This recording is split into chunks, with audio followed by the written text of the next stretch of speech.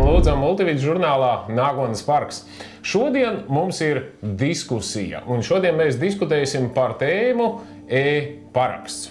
Es esmu aicinājis uz studiju divus viesus. No manis pa kreisi atrodas Signe Bāliņa, Latvijas informācijas un komunikācijas tehnoloģijas asociācijas prezidente, un Gins Kirsteins, LVRTC valdes loceklis. Un LVRTC, jeb Latvijas valsts radio un televīzijas centrs, kā reiz ir tā iestāde, kas Latvijā ievieš e-parakstu. Jaunais e-paraksts mums nu jau pusgadu eksistē jaunā veidolā, cilvēki paraksta dokumentus, iestādes viņus pieņem. Kā virzās e-paraksts? Kā tam klājas šodien Latvijā?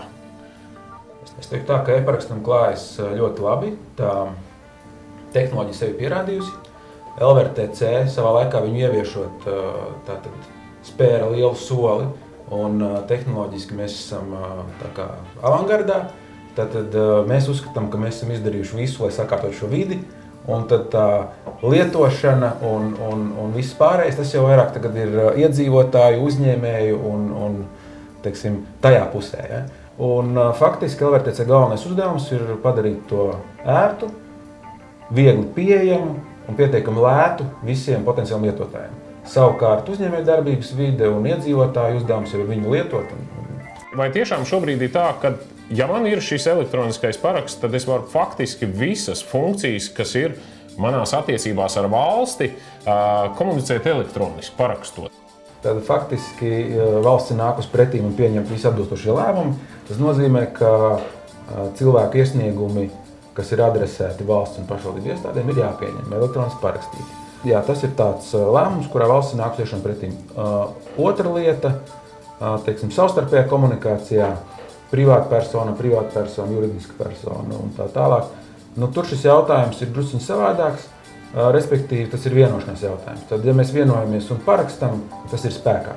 Tātad gan tiesā, gan visur, kas pēc tam. Ja mēs nevaram par to vienoties, tad parakstam ar roku. Jautājums Signei.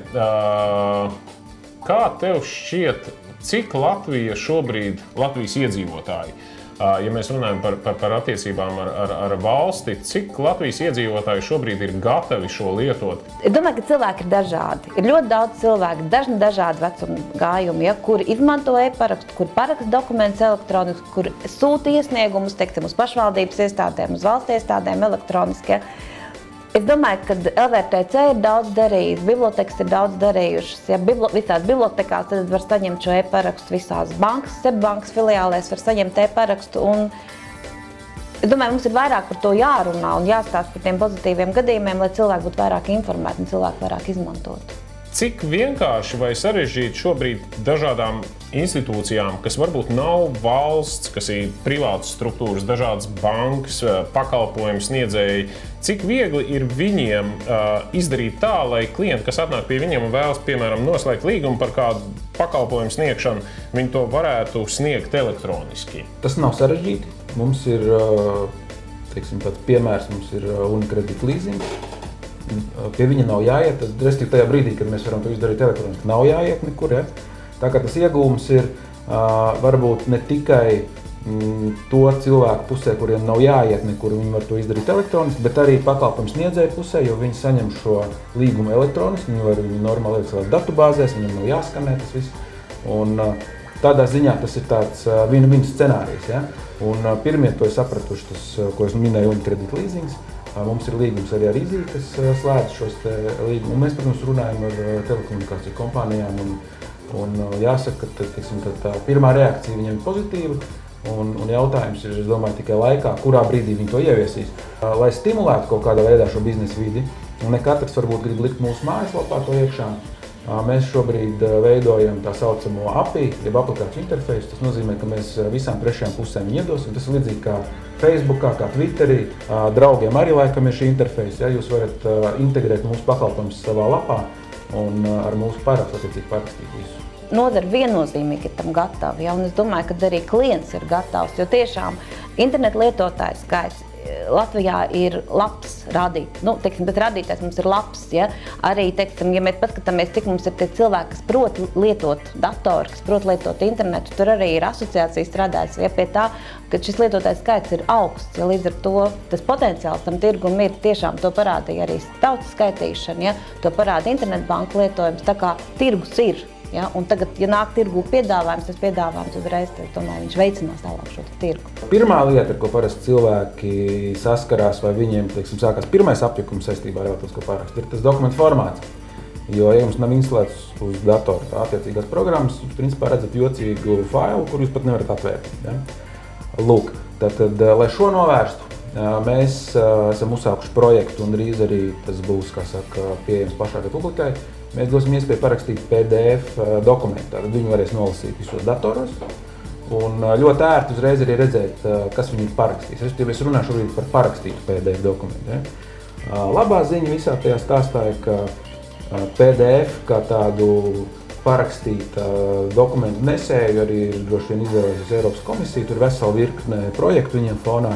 Nākotnē es domāju, ka Eiropas Savienība būs kā tāds de facto dokuments, kurš nesīs elektroniskos parakstus. Ja?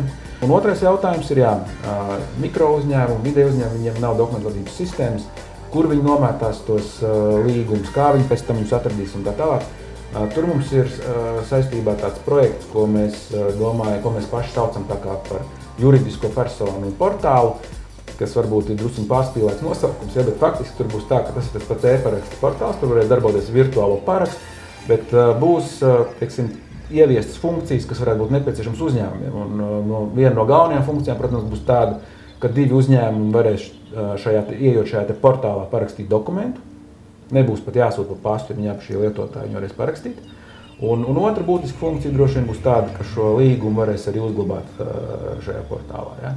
Tātad mēs parūpēsimies gan par viņa rezerves kopijām, un es pieņemu, ka lielākā, teiksim, vairumā gadījumu tā vide, kurā mēs to uzglabāsim, būs ar kārtu drošāka nekā uzņēmēji paši, teiksim, spēj to nodrošināt.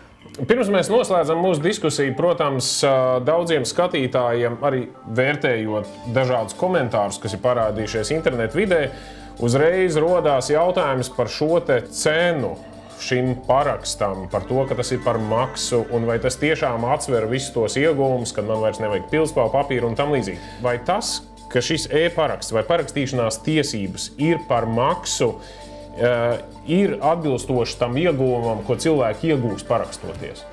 Pēc būtības, ja mēs arī normāli parakstamies, mēs jau arī maksājam par to, ka mēs parakstamies. Mēs pērkam papīru, mēs drukājam to dokumentu, mēs pērkam pildspalvu, ar ko parakstīties. Ja? Bet tā otra lieta, par ko mēs varbūt reizēm neaizdomājamies, tas ir mūsu laiks, cik izmaksā mūsu laiks. Ja mums ir tas līgums kaut vai jāsūt kaut kur prom, tad ir vēl papildu pasta izdevumi, vai ja man ir fiziski kaut kur jābrauc, tas jau ir vēl ilgāk, vēl garāk. Ja? Aizvien vairāk mēs dzīvojam šajā elektroniskajā vidē, un mēs aizvien vairāk izmantojam, jūtam tās priekšrocības, kas no tā rodas. Mēs komunicējam viens ar otru elektroniski. Jā, jo līgums jau arī mēs lielākā vairumā gadījumu saskaņojam caur e-pastu. Ja? Kāpēc mēs turpat arī nevarētu parakstīt? Mēs uzskatām, ka internets mājā tas ir tāds standarta maksājums, ko mēs par neapspriežam. Mēs katru mēnesi maksājam par internetu, lai mums būtu mājās. Dažiem arī telefonā un tā tālāk. Šos maksājumus mēs neuzskatām par kaut kādu apgrūtinājumu. Ja? Un izejot no šīm pozīcijām, tāpēc arī virtuālā elektroniskā paraksta abonēšana, ja tas saucamais gada maksa, ja? Ir ieviesta gada maksa. Jūs gadā maksājat to 6,99 un lietojat viņu bez ierobežojumiem. Tas ir apmēram tāpatās, kā arī internetā. Jūs maksājat noteikti summu mēnesī un lietojat bez ierobežojumiem. Tātad, ja mēs paskatāmies uz šiem 7 nosacīt nepilniem 7 latiem, tas ir mēnesī mazāk kā lats par tām vērtībām, ko jūs saņemat pretī. Jums nav jālauz galva, cik tas maksā. Ja? Paldies klātesošajiem par diskusiju. Ar mani kopā bija Gins Kirsteins, LVRTC valdes loceklis, un Signa Bāliņa, Likta prezidenta. Mēs šodien iepazināmies ar to, cik tālu elektroniskais paraksts ir sasniedzis mūsu visus Latvijā, un starp citu, ja kādam no jums vēl tāds nav, droši jūs varat doties uz mājaslapu www.eparaksts.lv un izpētīt, kādas tad ir tās iespējas, kas jums ietaupīs laiku un naudu. Paldies!